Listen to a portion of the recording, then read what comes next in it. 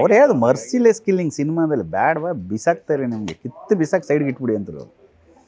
ಅದೆಲ್ಲ ದೊಡ್ಡ ಅನುಭವಸ್ಥರು ನಮಗೆ ಕಲ್ತಿರೋದು ನಾವು ಅವ್ರ ಹತ್ರ. ಅಪ್ಪು ಅವರು ರಮ್ಯಾ ಅವ್ರಿಗೆ ಕಾರ್ ಡ್ರೈವಿಂಗ್ ಕಲಿಸ್ತಾ ಇರ್ತಾರೆ. ಕಾರ್ ಒಂದು ಸಣ್ಣ ಆಕ್ಸಿಡೆಂಟ್ ಆಗುತ್ತೆ. ಆ ಟೈಮಲ್ಲಿ ಅವರು ಕೆಲಸ ಬಿಟ್ಬಿಡ್ತಾರೆ. ಕೆಲಸ ಬಿಟ್ಬಿಟ್ಟು ಮನೆಗೆ ಬಂದಾಗ ಒಂದು ತಂಗಿ ಮತ್ತೆ ಅಪ್ಪು ಅವ್ರ ಮಧ್ಯೆ ಕಾನ್ವರ್ಸೇಷನ್ ಅಲ್ಲಿ ಒಂದು ಡೈಲಾಗ್ ಇದೆ. ಅದು ಕೂಡ ತುಂಬಾ ಚೆನ್ನಾಗಿ ಕನೆಕ್ಟ್ ಮಾಡಿದ್ದಾರೆ MS ಸರ್ ನೀವು ಎಲ್ಲ ಸೇರಿ.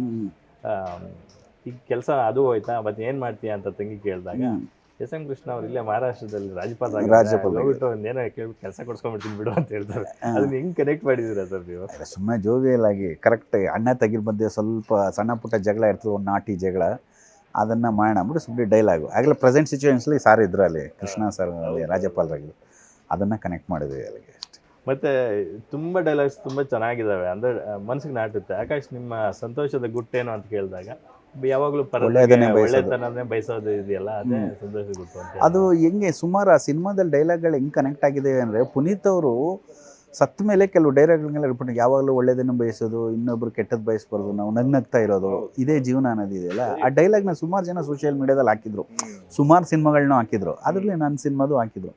ಅಂದರೆ ಮೇ ಬಿ ಅವ್ರು ಸತ್ತದಕ್ಕೋಸ್ಕರ ಈ ಡೈಲಾಗ್ ಬರ್ಸಿದ್ರೆ ಮುಂಚೆ ಥರ ಅನ್ನೋದು ಫೀಲ್ ಆಗ್ಬಿಡುತ್ತೆ ಅಂತ ಹೇಳ್ತಿದ್ರು. ಅದು ಆಮೇಲೆ ಅರಸವಲ್ಲೂ ಕೂಡ ಒಂದು ಡೈಲಾಗ್ ಇದೆ, ನಿನಗೆ 100 ವರ್ಷ ಆಯ್ಸಿರಲಿ, ನನಗೆ ಬೇಡ ಅಜ್ಜಿ, ನನಗೆ ನಂದು ಅರ್ಧ ವಯಸ್ಸು ನೀನೇ ಇಟ್ಕೊ ಅಂತ ಹೇಳ್ತಾರೆ, 50 ವರ್ಷ ನೀನೇ ಇಟ್ಕೊ ಅಂತ. ಅದೆಲ್ಲ ಕೋಇನ್ಸಿಡೆನ್ಸ್, ನಮಗೆ ಗೊತ್ತಿಲ್ಲದೆ ಇರೋ ವಿಷಯ. ಅದೆಲ್ಲ ನೋಡಿದಾಗ ನಮಗೆ ಗೊತ್ತಿಲ್ಲದೆ ಎಲ್ಲ ಮಾಡಿ ಹಿಂಗೆ ಅಂತ ನಮ್ಗೊಂಥರ ಕೆಲವು ಸಲ ಬೇಜಾರಾಗುತ್ತೆ. ಹೌದು ಹೌದು ಹೌದು. ನಿರಂಜನ್ ಅದೊಂದು ಸೀನ್ ಇದೆ ಸಿನಿಮಾದಲ್ಲಿ, ಅಂದರೆ ಎಂಪ್ಲಾಯ್ಮೆಂಟ್ ಆಫೀಸ್ ಮುಂದೆ ನನಗೆ ಕೆಲಸ ಇಲ್ಲ ಅಂತ ಹೇಳ್ಬಿಟ್ಟು, ಡಿಗ್ರಿ ಮಾಡಿದ್ದೀನಿ ಅಂತ ಹೇಳ್ಬಿಟ್ಟು ಪೆಟ್ರೋಲ್ ಸುಟ್ಕೊಂಡು ಬೆಂಕಿ ಹಚ್ಕೊಳಕ್ಕೆ ಹೋಗ್ತಾರೆ, ಸೂಸೈಡ್ ಮಾಡಿ. ಅದು ಈಗ ನೀವು ಯೂತ್ಸ್ಗೆ ಕನೆಕ್ಟ್ ಆಗೋಂಥ ಸಿನಿಮಾ. ಏನಕ್ಕೆ ಅಂತಂದರೆ, ಅವರು ಪುನೀತ್ ಅವರು ಹೇಳ್ತಾರೆ ಒಂದು ಸಿನಿಮಾದಲ್ಲಿ, ನೋಡಪ್ಪ ಈಗ ಗೌರ್ಮೆಂಟಲ್ಲಿ ನಿನಗೆ ಎಜುಕೇಷನ್ ಕೊಡೋರು ಏನು ಮಾಡ್ತಾರೆ, ನಿನಗೆ ಡಿಗ್ರಿ ಸರ್ಟಿಫಿಕೇಟ್ ಕೊಡ್ಬೇಕಾರೆ ನಿನಗೆ ಕೆಲಸ ಕೊಡ್ತೀವಿ ಅಂದ್ಬಿಟ್ಟು ಗ್ಯಾರಂಟಿ ಜಸ್ಟ್ ಪಾಸ್ ಗ್ಯಾರಂಟಿ ಅಷ್ಟೇ ಕೊಡ್ತಾರೆ. ಅದು ಏನು ಅಂದರೆ ನಿನ್ನ ನಾಲೆಡ್ಜ್ಗೋಸ್ಕರ ಒಂದು ಇದು ಅಷ್ಟೇ. ಈಗ TV ತಗೊಂಡ್ರೆ ನಿನಗೆ ಗ್ಯಾರಂಟಿ ಸರ್ಟಿಫಿಕೇಟ್ ಕೊಡ್ತಾರಲ್ಲ, ಹಂಗೆ ಕೊಡೋಕ್ಕಾಗಲ್ಲ. ನೀನು ನಿನ್ನ ಬದುಕನ್ನು ಆ ನಾಲೆಡ್ಜಲ್ಲಿ ರೂಪಿಸ್ಕೋಬೇಕು. ಅಲ್ಲ, ನಾನು ಇಷ್ಟೊಂದು ಓದಿದ್ದೀನಿ, ನಂಗೆ ಗೌರ್ಮೆಂಟ್ ಕೆಲಸ ಕೊಡಲಿಲ್ಲ, ನಾನು ನಿನಗಿಂತ ಜಾಸ್ತಿ ಓದಿದ್ದೀನಿ ಅಂತ ಹೇಳ್ತಾರೆ. ಅವ್ನಿಗೆ ಶಾಕ್ ಆಗುತ್ತೆ. ನಾನು MA ಓದಿದ್ದೀನಿ, ನಾನು ವಿಡಿಯೋಗ್ರಫಿ ಮಾಡ್ತೀನಿ, ಸ್ವಿಮ್ಮಿಂಗ್ ಕಳಿಸ್ತೀನಿ, ಬೇರೆ ಇನ್ನೇನೋ ಆಟ ಆಡಿಸ್ತೀನಿ ಮಕ್ಕಳಿಗೆ, ಡ್ರೈವಿಂಗ್ ಏನೋ ಮಾಡ್ತೀನಿ. ಅಂದರೆ ಬದುಕೋದಕ್ಕೆ ಬರೀ ಎಜುಕೇಷನ್ ಗೌರ್ಮೆಂಟ್ ಕೆಲಸನೇ ಸಿಗುತ್ತೆ. ಇನ್ನೊಂದು ನಾವು ಬದುಕೋದಕ್ಕೆ 100 ದಾರಿಗಳಿದೆ, ಅದನ್ನು ನಾವು ಚೂಸ್ ಮಾಡ್ಕೊಂಬಂದರೆ ನಮ್ಗೆ ಕಾಂಪ್ಲಿಕೇಟೆಡ್ ಮಾಡ್ಕೋಬೋದು. ನಮ್ಗೆ ಈಗ ನೀನು ಮಾಡ್ಕೊಂಡ್ಬಿಡ್ತೀಯಾ, ನೀನು ನಂಬ್ಕೊಂಡಿರ್ತ ತಂದೆ ತಾಯಿ ಏನಾಗಬೇಕು, ನಾನು ಕಲ್ತಿರೋ ವಿದ್ಯೆದಲ್ಲಿ ನಾಲೆಡ್ಜ್ ಅನ್ನೋದು ಇದೆಯಲ್ಲ, ಆ ನಾಲೆಡ್ಜನ್ನ ಉಪಯೋಗಿಸ್ಕೊಂಡು ಬೇರೆ ಕೆಲಸ ಮಾಡಬೇಕು ಅನ್ನೋದನ್ನು ಹೇಳ್ತಾರೆ. ಅಂದರೆ ಅದು ಈಗ ಆಗಲೇ ಕನೆಕ್ಟ್ ಆಗಿತ್ತು ಯೂತ್ಸ್ಗಳಿಗೆ, ಅದು ಜನರಲಾಗಿ ಈಗಲೂ ಕೂಡ ಕನೆಕ್ಟ್ ಆಗುತ್ತೆ ಅಂತ ಅಂದ್ಕೊಂಡಿದ್ದೀನಿ ನಾನು ಸಿನಿಮಾ. ಮತ್ತೆ ಅದೇ ವ್ಯಕ್ತಿ, ಅದೇ ನಿರಂಜನ್ ಮತ್ತೊಮ್ಮೆ ಇನ್ನೊಂದು 2ನೇ ಸೀನಲ್ಲಿ ಒಂದ್ ಕಡೆ ಸಿಗ್ತಾರೆ. ಅವಾಗ ಕೂಡ ಬಿಸ್ನೆಸ್ ಐಡಿಯಾಸ್ ಕೊಡ್ತಾರೆ. ಅಂದ್ರೆ ಅಪ್ಪು ಅವ್ರಿಗೆ ಪರ್ಸನಲ್ ಲೈಫ್ ಅಲ್ಲೂ ಕೂಡ ಬಿಸ್ನೆಸ್ ಐಡಿಯಾಗಳು ತುಂಬಾ ಕೊಡ್ತಿದ್ರು ಅಂತ ಕೇಳ್ಪಟ್ಟೆ. ಅವ್ರ ಸಿನಿಮಾದಲ್ಲೂ ಅದೊಂದು ಸಣ್ಣ ಎಳೆ ಕನೆಕ್ಟ್. ಇಲ್ಲ, ಅವರು ತುಂಬಾ ಬಿಸ್ನೆಸ್ ಮೈಂಡ್ ಇರೋ ಪುನೀತ್ ಅವರು. ಅವ್ರು ಏನು, ನಾನು ದೊಡ್ಡ ಬಿಸ್ನೆಸ್ ಮ್ಯಾನ್ ಆಗಬೇಕು ಅಂತ ಆಸೆ ಇತ್ತು ಮಹೇಶ್ ನನಗೆ. ಆ್ಯಕ್ಟರ್ ಅದೇ, ನಾನು ಈ ಸಿನಿಮಾ ಓಡಲಿಲ್ಲ ಅಂದರೆ ಫಸ್ಟ್ ಸಿನಿಮಾ ನಾನು ವಾಪಸ್ ಬಿಸ್ನೆಸ್ಗೆ ಹೋಗ್ಬಿಡ್ತೀನಿ ಅಂತ ಹೇಳೋರು. ಬಟ್ ದೇವ್ರ ದಯ, ಜನಗಳ ಆಶೀರ್ವಾದ ರಿಸೀವ್ ಮಾಡ್ಕೊಂಡ್ರು ಜನ, ಹಂಗೆ ಸಿನಿಮಾದಲ್ಲಿ ಕಂಟಿನ್ಯೂ ಆದರು ಅವರು. ಅವ್ರು ಹೇಳೋ ಬಿಸ್ನೆಸ್. ಆಮೇಲೆ ಕೆಲವೆಲ್ಲ ಅವ್ರಿಗೆ ಇಷ್ಟ, ಈ ಕ್ಯಾಮ್ರಾಸ್ಗಳು ತರೋದು, ಸ್ಟಡಿ ಕ್ಯಾಮ್ಸು, ಇದು ಹೆಲಿ ಕ್ಯಾಮ್ ತರೋದು, ಹೊಸ ಲೆನ್ಸ್ಗಳು ಯಾವ್ದು ಬರುತ್ತೆ, ಎಲ್ಲ ಹೊಸ ಲೆನ್ಸ್. ಆಮೇಲೆ ಹೊಸದಾಗಿ ಎಲ್ಲ ನೋಡ್ತಾ ಇರೋ ಸೋಷಿಯಲ್ ಮೀಡಿಯಾದಲ್ಲಿ ಬಂದಾಗಿಂದ ತೋರಿಸೋರು, ಇದು ನೋಡಿ ಮಹೇಶ್ ಅಂತ. ನಮ್ಗೆ ಗೊತ್ತಿಲ್ಲದೆ ಇರೋ ವಿಷಯ, ನಾವು ಅದನ್ನೆಲ್ಲ ನೋಡೋಕೆ ಹೋಗಲ್ಲ. ಅಂದರೆ ಆ ಥರ ಇಂಟ್ರೆಸ್ಟ್ ಅವ್ರಿಗೆ ಬಿಸ್ನೆಸ್ ಬಗ್ಗೆ. ಆಮೇಲೆ ಹೇಳೋರು, ಫ್ಯೂಚರಲ್ಲಿ ಏನಾದ್ರು ಇದ್ರೆ ದುಡ್ಡೆಲ್ಲ ಇನ್ವೆಸ್ಟ್ ಮಾಡಬೇಕು, ಬೇರೆ ಕಡೆ ಇಟ್ಕೋಬೇಕು, ಇದು ಮಾಡಬಾರ್ದು, ಆ ಥರ ಐಡಿಯಾ ಎಲ್ಲ ಕೊಡೋರು. ಪ್ರತಿಯೊಬ್ಬರಿಗೆ ಹೇಳೋರು ಅದನ್ನೆಲ್ಲ. ಅವರು ತುಂಬ ವೆರಿ ಗುಡ್ ಅವರು. ರಮ್ಯಾ ಅವ್ರದ್ದು ಒಂದು ಸೀನ್ ಇದೆ ಸ್ವಿಮ್ಮಿಂಗ್ ಪೂಲ್ ಅಲ್ಲಿ, ನೀರ್ ಯಾಕೆ ಇಷ್ಟು ತಣ್ಣಗಿದೆ ಅಂತ,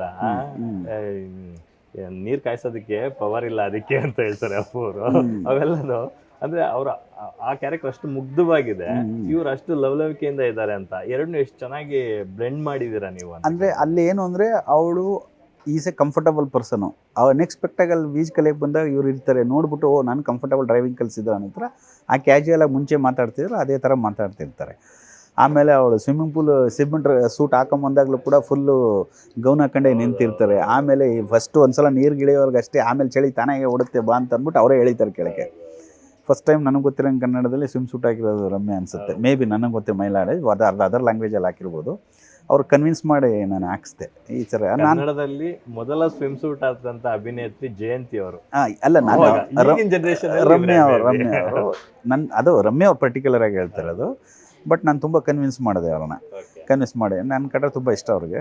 ಆ ಕನ್ವಿನ್ಸಿಂಗಲ್ಲಿ ಪಾಪ ಓಕೆ ಆಮೇಲೆ ನಾನು ತುಂಬ ವಲ್ಗರಾಗಿ ತೋರಿಸಿಲ್ಲ, ನೀಟಾಗಿ ತೋರಿಸಿ ಅಂದರೆ ಕತೆಗೆ ಅವಶ್ಯಕತೆ ಏನಿದೆ ಅಷ್ಟೇ. ಆಮೇಲೆ ಅದನ್ನೆಲ್ಲ ತುಂಬ ಕೆಟ್ಟದಾಗಿ ತೋರಿಸೋಂಥದ್ದು ಏನು ಅವಶ್ಯಕತೆ ಇಲ್ಲ, ಕತೆಗೆ ಎಷ್ಟು ಬೇಕೋ ಅಷ್ಟೇ ನ್ಯಾಟೆಡ್ ಮಾಡಿ. ಅದು ನೀವು ಅದು ಬೌಂಡ್ರಿನ ಎಲ್ಲೂ ಮೀರಿಲ್ಲ, ಇಲ್ಲ, ಯಾವ ಸೀನಲ್ಲೂ ಮೀರಿಲ್ಲ ನೀವು ಆಕ್ಚುಲಿ. ಆ ವಲ್ಗಾರಿಟಿ ಆಗಲಿ ಇನ್ನೊಂದಾಗಲಿ ಎಲ್ಲೂ ಅತಿರೇಕ ಆಗಬಾರ್ದು, ಏನೋ ಒಂದು ಯಾವುದೋ ಒಂದು ಪರ್ಟಿಕ್ಯುಲರ್ ಆಡಿಯನ್ಸ್ಗಳಿಗೋಸ್ಕರ ಇಡಬಾರ್ದು, ಸಿನಿಮಾಗೆ ಡಿಸ್ಟರ್ಬ್ ಆಗಬಾರ್ದು ಅಂತಷ್ಟೇ. ಎಲ್ಲವೂ ಇರಬೇಕು, ಬಟ್ ಸಿನಿಮಾದಲ್ಲಿ ಎಲ್ಲವೂ ಎಲ್ರಿಗೂ ಬೇಕು, ಅತಿರೇಕ ಅನ್ನಿಸ್ಬಾರ್ದು ಅಂತ ನನ್ನ ದೃಷ್ಟಿ ಅಷ್ಟೇ.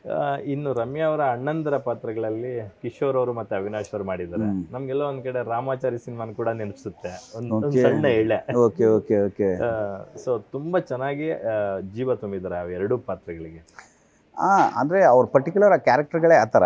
ಬಟ್ ಏನೋ ಟೋಟಲಿ ಮಿಸ್ಅಂಡರ್ಸ್ಟ್ಯಾಂಡಿಂಗ್. ಈಗ ನಾವು ನೋಡೋ ದೃಷ್ಟಿ ಒಂದೊಂದ್ಸಲ ಸರ್, ಈಗ ನಾವು ಒಂದು ಹುಡುಗಿ ಮಾತಾಡ್ತಿದ್ದ ತಕ್ಷಣ ಅದು ಲವ್ ಅಂತ ನಾವೆಲ್ಲೂ ಕನ್ಸಿಡರ್ ಮಾಡೋಕ್ಕಲ್ಲ. ಮೇ ಬಿ ಅವ್ರ ಅಣ್ಣ ತಂಗಿ ಆಗ್ಬೋದು, ಇಲ್ಲ ಫ್ರೆಂಡ್ಸ್ ಆಗಿರ್ಬೋದು. ಬಟ್ ನಮ್ಮ ಮನಸ್ಸಲ್ಲಿ ನಾವು ಹೆಂಗೆ ಊಹೆ ಮಾಡ್ಕೊತೀವಿ, ಅದು ನಾವು ಊಹೆ ಮಾಡ್ಕೊಳ್ಳೋದು ತಪ್ಪು. ಸತ್ಯ ಬೇರೆ ಏನೇ ಇರುತ್ತೆ. ಬಟ್ ನಮ್ಮ ಇಮ್ಯಾಜಿನೇಷನ್ ನಾವು ಊಹೆ ಮಾಡ್ಕೊಳ್ಳೋದೆಲ್ಲ ಪ್ರಿಡಿಕ್ಟ್ ಮಾಡ್ಬಾರ್ದು ಹಿಂಗೆ ಅಂತ. ಆ ಒಂದು ಸ್ಮಾಲ್ ಮಿಸ್ಅಂಡರ್ಸ್ಟ್ಯಾಂಡಿಂಗಲ್ಲಿ ಹಿಂಗಾಗಿ ಕೊನೆಗೆ ಅವರಿಬ್ಬರು ಕನೆಕ್ಟ್ ಆಗ್ತಾರೆ. ಟೋಟಲ್ ನಾಟೇ ಅದು ಸಿನಿಮಾದಲ್ಲಿ. ಅವರಿಬ್ರು ಲವ್ ಇಲ್ಲ ಸಿನಿಮಾದಲ್ಲಿ, ಕೊನೆಯಲ್ಲಿ ಐ ಲವ್ ಯು ಅಂತ ಹೇಳೋದು, ಅದೇ ಪ್ಲಸ್ ಪಾಯಿಂಟ್. ಒಂದೇ ಒಂದು ನಿಮಿಷ ಇರಿ ಅಂತ ಹೇಳ್ಬಿಟ್ಟು ತಾಳಿ ಕಟ್ಟಕಿನ ಬಿಫೋರ್ ಅದೇ plus point, I love you ಅಂತ ಹೇಳ್ಬಿಟ್ಟು ಮತ್ತೆ ಕಟ್ತಾರೆ. ಆಮೇಲೆ ಪರ್ಟಿಕ್ಯುಲರ್ ಸುಮಾರು ಸೀನ್ಗಳಂತ ಬಂದಾಗ ಪುನಃ ಕ್ಲೈಮ್ಯಾಕ್ಸಲ್ಲೂ ಕೂಡ ಆ ಹುಡುಗಿಗೆ ಮದುವೆ ಮಾಡೋ ಟೈಮಲ್ಲಿ ಆ ಹುಡುಗಿಗೆ ನಾನು ಇಷ್ಟಪಟ್ಟು ಆ ಹುಡುಗನೇ ಬೇಕು ಅಂತ ಅವ್ನ ತಮ್ಮ ಹೇಳ್ತಾನೆ. ಇಷ್ಟೆಲ್ಲ ಗಲಾಟೆ ಆದರೂ ಅವನ್ನ ಕರ್ಕೊಂಬಂದು ವೀಡಿಯೋಗ್ರಫಿ ಮಾಡಿಸ್ಬೇಕಂತ. ಅಲ್ಲ ಕಣೋ, ನಮ್ಮ ತಂಗಿ ಅವ್ನು ಇಷ್ಟಪಟ್ಟರು, ಅವ್ನು ಬೇಡ ಅಂದ್ಬಿಟ್ಟು ಕರ್ಕೊಂಬಂದು ಬಿಟ್ಟೋದ ಅಂತ. ಅವಳು ಇಷ್ಟಪಟ್ಟಿದ್ದಾಳೆ, ಆದರೂ ಅವನು ನಾನು ಬೇಡ, ನಾನು ಆ ಥರದ್ದೆಲ್ಲ ಬಿಟ್ಟು ಹೋಗೋಣ ಅಂಥ ಒಳ್ಳೆ ಹುಡುಗ ಯಾರು ಸಿಗ್ತಾರೋ ಬಿಡು, ಅವನೇ ವೀಡಿಯೋಗ್ರಾಫಿ. ಅವಳು ಆಸೆ ಕೇಳ್ಕೊಂಡಿಲ್ಲ, ಇವನೇ ವೀಡಿಯೋಗ್ರಫಿ ಮಾಡಬೇಕು ಅಂತ, ಅವಳು ಆಸೆ ಈಡೇರಿಸೋಣ ಅಂತ ಕರೀತಾರೆ. ನಾನು ವೀಡಿಯೋ ಎಲ್ಲ ಮಾಡ್ಕೊಂಬಂದು ಹೀರೋಯಿನ್ ಹತ್ರ ಹೋದಾಗ ಮದುವೆ ಹುಡುಗಿಯಲ್ಲಿ ಅಂತ ತಿರುಗಿದ ತಕ್ಷಣ ಅವ್ರು ವೀಡಿಯೋಗ್ರಫಿ ಮಾಡ್ತಾರೆ. ರಮ್ಯಾ ಕೇಳ್ತಾರೆ, ಆಕಾಶ್ ಈ ಮೇಕಪ್ ಹೇಗಿದೆ ಅಂತ. ಅವ್ರು ಹೇಳ್ತಾರೆ, ನೀನು ಈ ಫೇಸ್ಗೆ ನೀವು ಒಳ್ಳೆ ಫೇಸ್ ಇದು ಅಂತಾರೆ. ಅವ್ರು ಒಂದೇ ಡೈಲಾಗ್ ಹೇಳ್ತಾರೆ, ಈ ಒಳ್ಳೆ ಫೇಸೇ ಕೆಲವ್ರಿಗೆ ಇಷ್ಟ ಆಗಲಿಲ್ಲ ಅಂತಾರೆ. ಅದರಲ್ಲಿ ರಮ್ಯಾ ಅವ್ರದ್ದು ಎಕ್ಸ್ಪ್ರೆಷನು, ಪುನೀತ್ ಅವರ ಎಕ್ಸ್ಪ್ರೆಷನು, ಆ ಮ್ಯೂಸಿಕ್ ಬ್ಯಾಕ್ಗ್ರೌಂಡು ಸಿನಿಮಾನ ಇನ್ನೂ ಎಲಿವೇಟ್ ಮಾಡಿಬಿಟ್ಟು ಎಕ್ಸ್ಟ್ರಾಡಿನರಿ ಶಾಟ್. ಅದು ನನ್ನ ಫೇವ್ರೇಟ್ ಶಾಟ್ ಸಿನಿಮಾದಲ್ಲಿ. ಇಮಿಡಿಯೇಟ್ ಅದಾಗ ಅವಳು ನೀನು ನನ್ನ ಬಿಟ್ಟೋದಲ್ಲ ಇಂಥ ಒಳ್ಳೆ ಫೇಸ್ನೇ ಅಂತ ಹೇಳಿದಾಗ ಅವರು ಮುಜುಗರ ಅವ್ರಿಗೆ ಏನು ಹೇಳ್ಬೇಕು ಅಂತ ಗೊತ್ತಿಲ್ಲ, confusion expression. It's different expressions ಅವೆಲ್ಲ ತುಂಬ ಟೇಕ್ ಮಾಡಿದೆ ಅದು. ಬಟ್ ಎಕ್ಸ್ಟ್ರಾಡಿನರಿ ಶಾಟ್ ಆ ಸಿನಿಮಾ.